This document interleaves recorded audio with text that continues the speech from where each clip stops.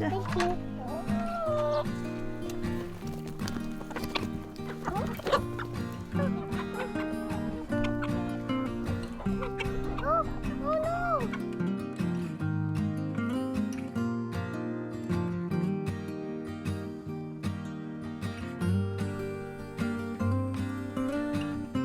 Yeah, Look. look. Hey. Cauliflower to eat this one. Ja, men nice. Den... Good cauliflower to cocoa.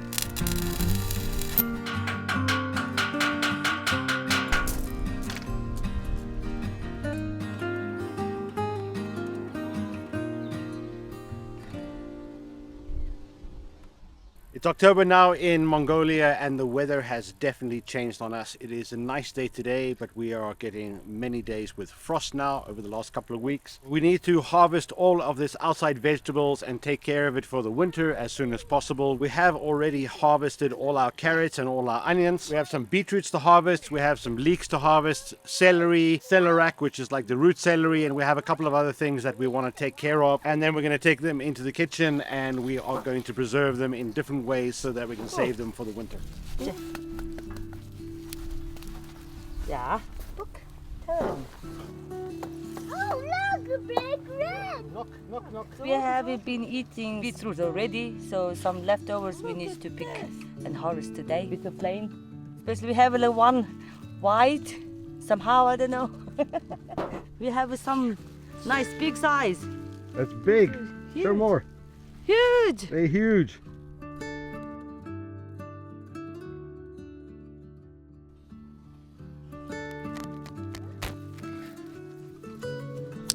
Beetroots are out, so we're moving right along with the leeks. We have half a row of leeks that we're going to take out as the leaves are starting to turn brown, and we want to use the whole of the leek and the leaves as well, so we're going to do different things. We're going to get all the leeks out and then we're going to move on to our celery and root celery and get that out as well. A lot of things to pull out. Yeah.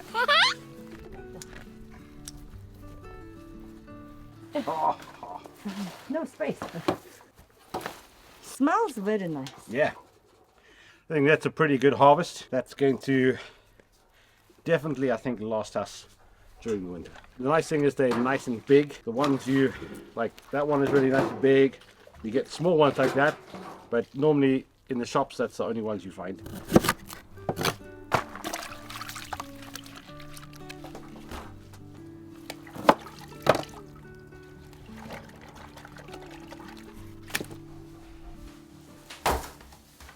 Came out really, really great. What we want to do is we want to preserve this so that we can have leek for the whole winter. Of course, we're going to keep some so that we can do some nice recipes later on this week. You can pretty much keep them fresh for about 2 weeks, sometimes 3. We're going to keep some that we can use fresh. We're going to utilize all of the leeks and we're going to do some different preservation methods. Most of the greens we're going to dehydrate and we're going to turn it into a leek powder. The bottom part, which is the nicer part, we're going to dehydrate some of it and some of it we're going to slice up and freeze. Plus we're going to do some other things. For the dehydrator we have this. This is a commercial style dehydrator. You do get smaller ones that you use for your home if you don't want to use the oven to dehydrate, but I am super happy about this. We've used it a few times, and the great thing about this is actually was given to us from one of our subscribers a few weeks ago. A big shout out to you, Darren. Darren is an expat living here in Mongolia with his Mongolian wife and kids and family. They reached out to us and said, would we be interested in a dehydrator? We said, obviously yes. They came around, we spent some time together, they left us with this dehydrator. This thing has been going on and off for the last couple of weeks. We've been testing it out and it's fantastic. This is going to probably take us a few days since we have quite a lot of things to dehydrate, and then we're going to pick some more things and dehydrate that. But we'll go through the process so you guys get to see the final product as well. How to do it? We start with these ones. You know, as the leek goes down, it gets a little bit more woody. So we're just going to take away like the top bit, so that we're not going to use. The top part, we're going to just put that in the compost. The middle part, the green part, This is what we're going to snip off. This middle part we're going to wash. We're going to put it into the dehydrator. Later on, we're going to do some things with this. We're going to cut this up and dehydrate it. We might have to do that tomorrow. But we start with some of this, get it in the dehydrator so we can get it working.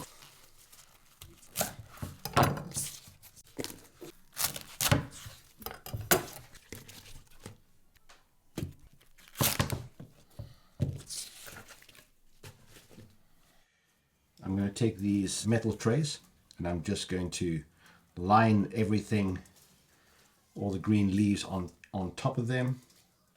You don't want to just pack it on, otherwise the airflow inside the dehydrator is not going to dehydrate everything evenly. You can do this, of course, you can do this process inside the oven if you want to. It will work. Help you.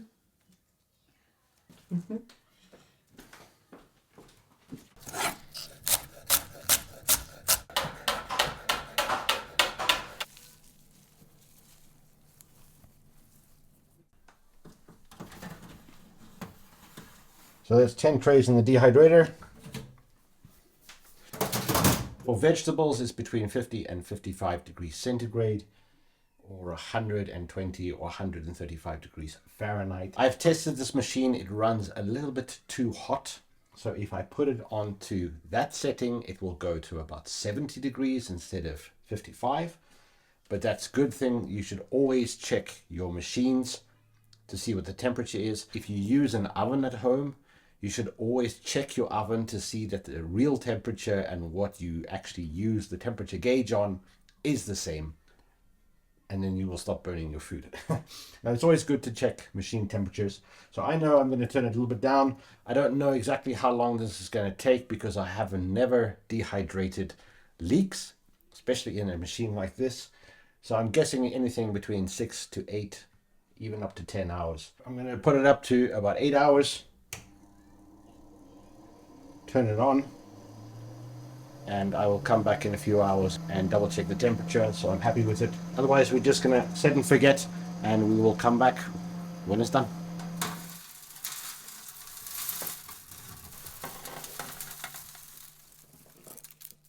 This is the dehydrated leek. It came out really nicely. It kept its color. We're just going to store this in a container. I think this is going to store great all winter long. Every time we make a soup or a stew or something like that, we can just take from here and it will rehydrate very easily.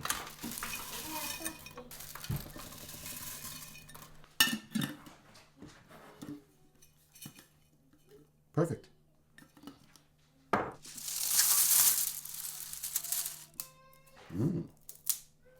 Came out pretty good. These are the green leaves that we are going to put into a blender, and we're going to turn it into a powder, and that we can use for any type of rubs or spices. So we're going to see. First time I've done it, let's see how we can mix it up.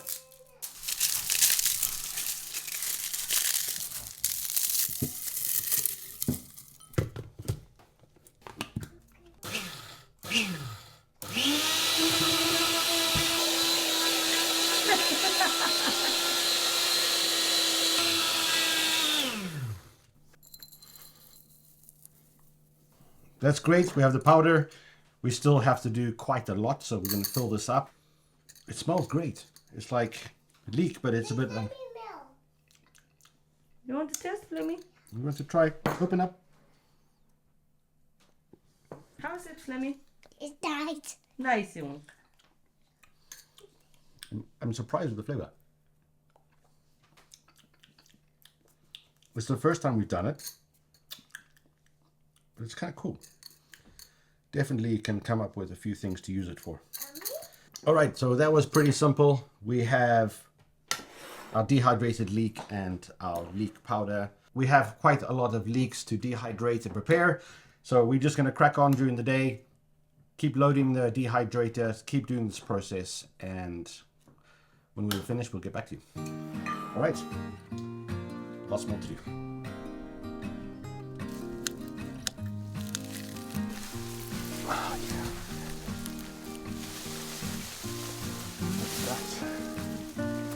One thing I'm really excited for this year is growing this, which is celeriac.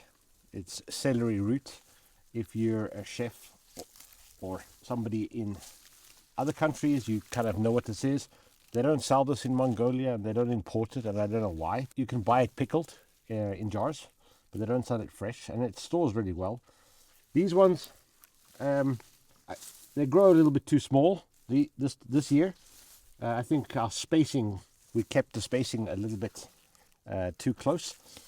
But celeriac is, I don't know what family it is, but it's like the usual green celery, but it has a much bigger bulb on the bottom, and there's so much you can do with this in the kitchen. You can pickle it, you can roast it, you can make celery puree with it. There's many things that you can do. Really excited to have this year. We grew quite a lot, but they are quite small. But yeah, really happy, and good for stocks, good for soups. Take it all out and see how much we get, and then see what we can do in the kitchen. Very fun.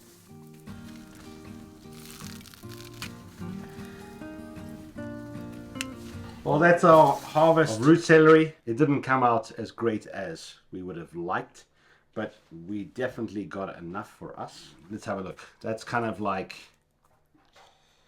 our that's our kind of our biggest one and kind of our smallest one. And in the kitchen, this would be considered quite small as they get really big. But I think the mistake that we made is that we didn't have the spacing correctly.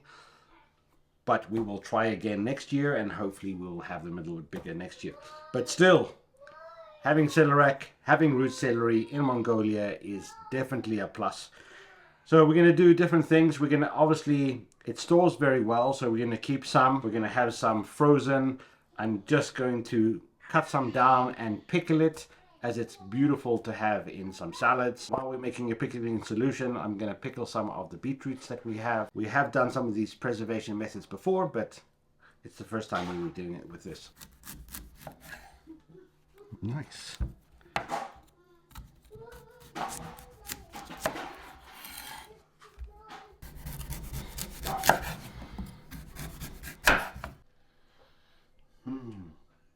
Really great. Love the smell of it. We just need to clean all this down, peel it, and then we can slice it down and put it in some jars.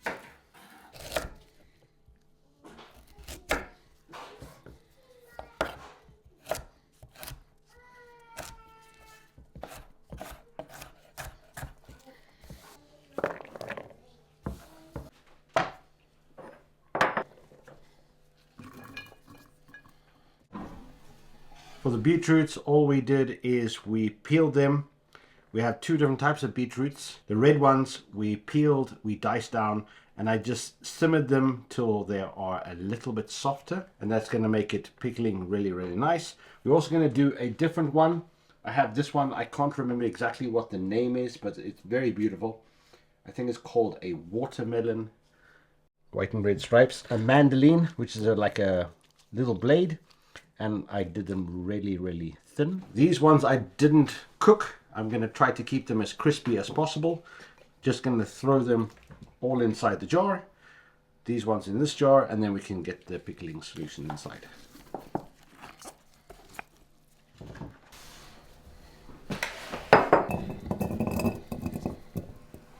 For the pickling solution, we just went with something simple. It's a 1-2-3 recipe, which means 1 part vinegar, which is a high percentage vinegar for pickling, 2 parts of sugar, 3 parts of water. Bring it to the boil, add in whatever spices you want. For us, I put in mustard powder, thyme, and some black pepper. Bay leaves inside with the celery root.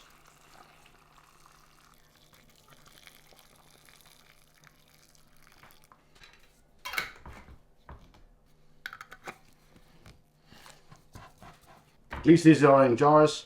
Just going to put them aside, wait for them to cool down, and then we're going to throw them and keep them in the fridge. Looking great. Mm-hmm.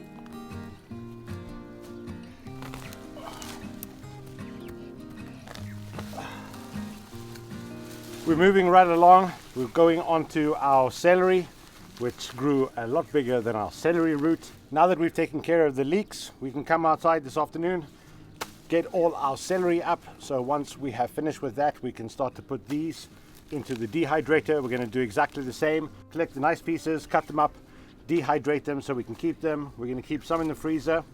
All the leaves we're going to dehydrate as well and turn that into a powder or a celery salt. We have been eating celery from the garden for the last 2 months, but now because the temperature is changing, the leaves are going, and we want to save as much of it as we can. So we're going to crack on with this. We have a small patch here, we have a bigger patch on the other side, and by the time we finish that, it's probably going to be soon dinner time. So I will take you into the kitchen and we're going to make some great food with the leeks that we picked earlier. How to fix? Oi! That's a big one. Look at that. Wow. And it's got some nice thick stems on it. If I take them out, you can clean them. You're asking me why I'm growing so much celery. This is my health plan 101. Celery is really good for you. Yeah. And kale. So now we're going on diet. Celery diet. Okay. Just got to come up with some nice recipes for it. This is next on the chopping block. I wanted to ask our Mongolian subscribers. In English this is called fennel, so I'm giving you the hint. I've never seen it in Mongolia, and I've asked a lot of people in Mongolia what fennel is, and they've never heard of it. So I decided I'm going to grow it because there's a lot of cool things you can do. It has this kind of licoricey taste. The top part we're going to do something with, dry it, and this is the part that we're going to cook down and eat. So leave in the comments down below if you're one of our Mongolian subscribers and you know what fennel is in Mongolian, and if you ever tried it or not. That'll be interesting. But we have a lot of it, so that's good. Well, it's dinner time soon, so I wanted to do something a little bit special utilizing these beautiful leeks that we harvested. So there's a dish that I've been waiting to make since we started in the beginning of the spring. I have some fresh chickens because we culled a lot of our chickens a week ago, so we have some nice fresh chicken. Plus we have these beautiful, nice, huge leeks. What I'm going to do is I'm going to make a chicken and leek with cream and feta cheese bake, and that's going to go with some beautiful rice. The first thing I'm going to do is put some oil on here, and I'm going to put some spices on here, and I'm going to roast these chickens, let them cool down, and then I'm going to pick them and show you how to make the dish. Super easy, super simple, and very, very tasty. I just made a simple roasting mix, which is salt, pepper, garlic, onion powder, pepper powder, and some of this leek powder that we made the other day. First thing I need to do is get these birds in the oven roasting at 175 degrees for about an hour and 20 minutes. I'm going to have the temperature probe to check them. As soon as they hit over 70 degrees, we can take them out.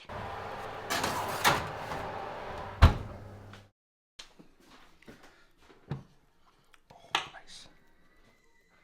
I can show you the process of how you break up a bird. But basically you have the legs and the thigh, this is the breast, and these are the wings. Once you have roasted the chicken, you have this part where is the neck. You basically just put your fingers inside there and you break. Then you grab the bottom of the neck and you just pull the one side away, and you have, that's the rib cage, and there you have a perfect half roasted chicken. On the other side you have a little bone here, so you just bring your finger on side of the other bone, pop that out, grab the neck and start pulling away, and it easily pulls away all the way down until you have the whole center cage and you have another half chicken. So there you have your 2 half chickens roasted, and now it's simple. The leg just pulls away, so now you have your leg and your thigh and your breast and your wing. And if you want to have just a leg and the thigh, it just breaks there. You have a leg, you have a thigh, here you have a breast and a wing. There's a bone here, so you just need to cut that, but I'm not going to do that. So I'm going to do this with all the chickens and then start take away the flesh and just pick it down and put it into this container. All the chicken is picked. So that's 3 chickens. All bones we have put into bags and we put it in the freezer. So next time we make a nice roasted chicken stock, we'll have that in the freezer. Now we're just going to add a couple of things in here. I've chopped up some mushrooms. So I'm just going to saute the mushrooms, and I have some garlic. I'm going to add that into it. I've sliced up the leeks, but we're not going to add that in now. So first thing I need to do is just go and fry the mushrooms and the garlic.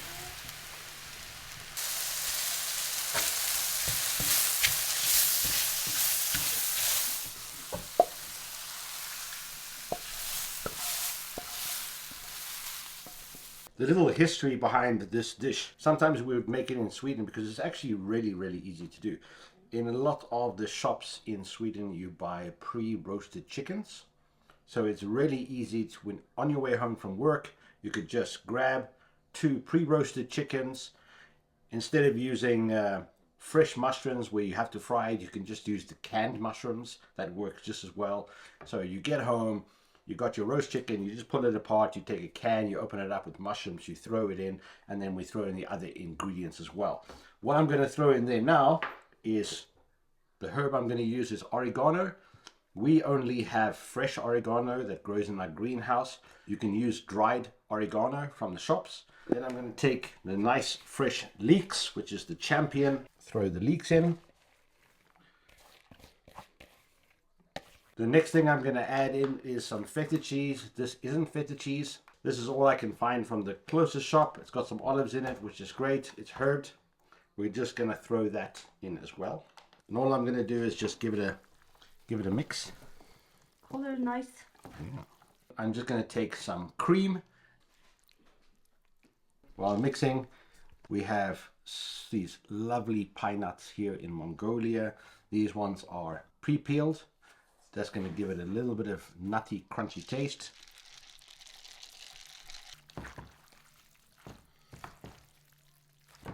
Yep. And that's pretty much it. Done. The bake. The chicken and leek, everything's in. Now I'm just going to throw it in an oven at 175 degrees for about 45 minutes until it's nice and boiling and crispy, and then we can eat.